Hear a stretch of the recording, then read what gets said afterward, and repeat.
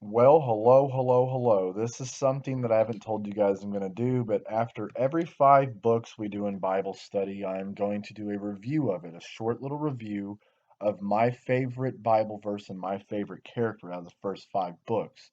So basically, the first 5 in this one are the Pentateuch. Genesis was, some could say, hard to understand sometimes. All the different characters in the beginning, the table of nations, everything we got. But my favorite character through Genesis was Joseph. The way his brothers betrayed him in Genesis chapter 37, verses 1 through 36, the whole chapter, and God works through him in Egypt. He then sees his brothers and shows them, just like God does for us, he forgave his family. They lived rich in Egypt for a while till the Exodus timeline. But he is my favorite character in Genesis. God shows in Genesis he is the Alpha and the Omega, the creator. Maybe one of the less popular in the Bible, but the whole Pentateuch is pretty much. It is an amazing book that is said to be written by Moses. Genesis provides the universal setting for God's revelation and the introducing basic biblical teachings. Genesis is moving in 2 ways. One, universal creation, rebellion, punishment, and restoration. The second way is God's choice of a particular family through whom he promised to bless the nations. Here's the basic outline before we talk of Exodus 1, the human nature of human life, Genesis chapter 1 through chapter 11, verse 9, and 2, the mission of the nature of God's family in Genesis chapter 11, verse 10 through all the way through chapter 50, verse 26. It is really the way that you can get the whole concept of this. So then the second book in the Pentateuch is Exodus. This is my favorite out of all the Pentateuch. Moses enters the scene. So of course Moses is my fave in this book. He is of course the main character. Most would say the burning bush is their favorite part or the parting of the sea, but not mine. Moses, so many times he was with God.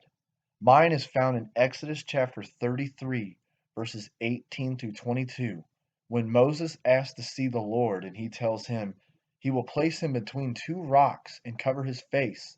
Then when he passes by, he can see his back, but not his face.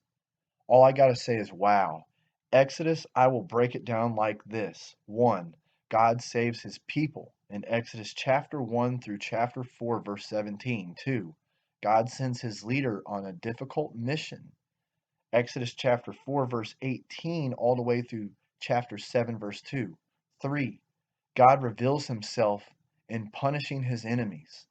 Exodus chapter 7, verse 3, all the way through chapter 12, verse 30. 4. God reveals himself by delivering his people from bondage in chapter 12, verse 31 through chapter 15, verse 21. 5. God provides for his doubting, complaining people in Exodus chapter 15, verses 22 through chapter 18, verse 27.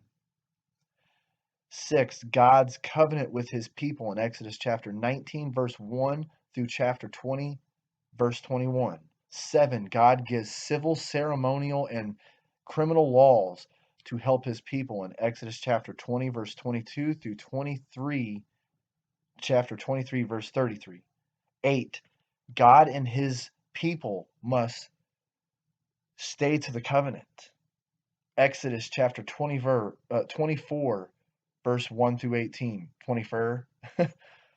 9. God plans to be present with his people in Exodus chapter 25, verses 1 through verse 1 all the way to chapter 31, verse 17. And 10, God restores a sinful people in Exodus chapter 31, verse 18 through chapter 34, verse 35 and 11, God honors the obedience of his people with his holy presence in Exodus chapter 35, verse 1, all the way to chapter 40, verse 38. Amazing. Then we get to the book of Leviticus, the third book. Not a Roman name, it is the book of a Bible. It is all about law. My favorite is Moses again. He continues to be the obedient man of God while everyone else is rebelling and complaining. It is the third book in all the instructions of the priest and worship. It is a hard book to read. It repeats itself sometimes, a lot of times actually. I would put Leviticus chapter 10 as my favorite one. Aaron's sons died by the hand of the Lord for offering a sacrifice that was unauthorized. Reminds us our God is one to obey no matter what position of faith you are in, even if you are a priest or a preacher. Leviticus can be broken down like this. 1. Offer yourself in praise and adoration to God. Chapter 1, verse 1 through chapter 7, verse 38. 2. Consecrate priests to meditate between God and people. Chapter 8, verse 1, all the way to chapter 10, verse 20. 3. Purify yourselves before God. Chapter 11, verse 1, verses 16 through 34. 4. Present yourself in holiness before God. Chapter 17, verse 1 through chapter 26, verse 46. And 5. Proper vows before God. Chapter 27, verses 1 through 34. Then we get to the book of Numbers, the fourth book in the Pentateuch. It gets a little bit more exciting. My favorite character in this one is God. Really, in all of them, he is, but God always picks in each book a character it's based around.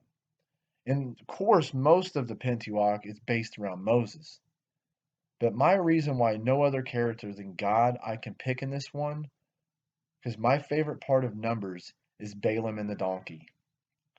In Numbers chapter 22, verse 28, the Lord used a donkey to talk to Balaam and say, "Why have you beaten me 3 times?" He later realized why this was happening when he seen an angel on the road with a sword drawn. Numbers is the death of Aaron and Miriam. It's the fourth book.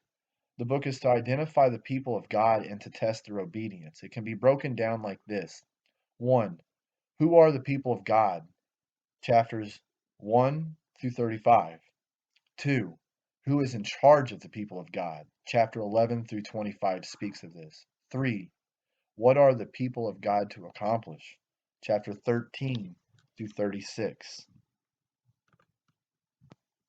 And then to wrap this up, the book of Deuteronomy comes back to Moses is my favorite in this one also. It is the last book he is alive. He really gives a lot of warnings to the new generation, tells them of the time in between the other books, why in the wilderness for 40 years. Moses retells the story of how they got here. He goes a little deeper on the journey this time. He tells them the laws again, hence the word Deuteronomy, which means the reinstatement of law. Moses was a man for God's heart. He's seen him face to face. My favorite verse was Deuteronomy chapter 34, verse 10. But since there has not arisen in Israel a prophet like Moses, whom the Lord knew face to face. But guys, don't take pity on him for not entering the land. That doesn't mean he didn't go to heaven. It just means he didn't get to enter the land that was promised and had to wander forever. God says don't take pity on people for things. He was humble. He loved God with all his heart and all his soul. He sometimes got mad when God did, almost like they shared the same. It is sad too because he is a man that leaves and it describes him there's no other prophet like him. Thank you guys for listening to this. God bless you guys and keep sharing the word of God. The only way we can get close and unite is sharing gospel together. I thank you guys for all the support you give me.